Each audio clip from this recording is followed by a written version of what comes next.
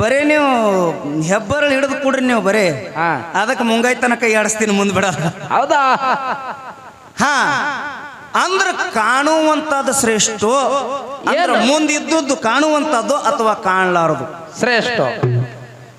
ಅಂದ್ರೆ ಇಲ್ಲಿ ಹೆಂಗ ಬರ್ತದಲ್ಲ, ಸಗುಣ ಮತ್ತು ನಿರ್ಗುಣ, ಇದರ ಅರ್ಥ ಹೌದಲ್ರಿ? ಸಗುಣ ಮತ್ತು ನಿರ್ಗುಣ ಅಂದ್ರ ಕಾಣುವಂತ ವಸ್ತುನೇ ಶ್ರೇಷ್ಠ ಅಥವಾ ಕಾಣಲಾರದಂತದ್ದು ಶ್ರೇಷ್ಠ. ಶ್ರೇಷ್ಠ. ಶಾಸ್ತ್ರದೊಳಗ ಒಂದು ಮಾತದ. ಏನ್ರಿಪ್ಪ ಶಾಸ್ತ್ರದೊಳಗ?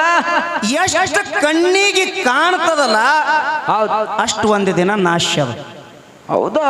ಎಷ್ಟು ಕಣ್ಣಿಗೆ ಕಾಣ್ತದ ನೋಡ್ರಿ ಅಷ್ಟು ಒಂದು ದಿನ ನಾಶ್ಯ ಅದ. ಹ್ಯಾಂಗ್ರಿ? ಯಾವಾಗ ಕಣ್ಣಿಗೆ ಕಾಣಾಗಿಲ್ಲ ನೋಡು ಅದು ಶಾಶ್ವತ ಅದ. ಹೌದಾ? ಅದಕ್ಕೆ ನಮ್ಮ ಪಾಲಿಗೆ ಯಾವಾದ್ರಿಪ್ಪ?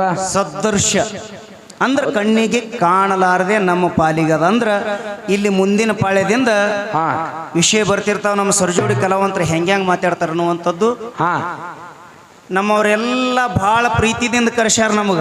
ಹೌದಾ? ಪಾಪ ಕಮಿಟಿ ಅವ್ರು ಇಷ್ಟು ಬಾಯಿ ತೆರೆದ್ರು ನಿಮಗ ಶರಣಾರ್ಥಿ ಹೇಳ್ತೀನಿ. ಒಟ್ಟು ನೀವು ಬರ್ಬೇಕ್ರಿ.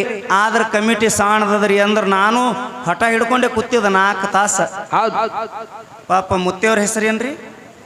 ಬಸಲಿಂಗಯ್ಯ ಮುತ್ತೆಯವರು.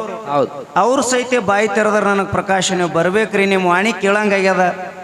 ಆ ಕಮಿಟಿ ಅವ್ರು ಕೊಡ್ಲಿಲ್ಲ ಅಂದ್ರೆ ನಾನೇ 2,000 ರೂಪಾಯಿ ಕೈಲಿ ಹಾಕಿಬಿಡ್ತೀನಿ ಬರ್ರಿ ಅಂದ್ರ ಅವ್ರು. ಹೌದಾ?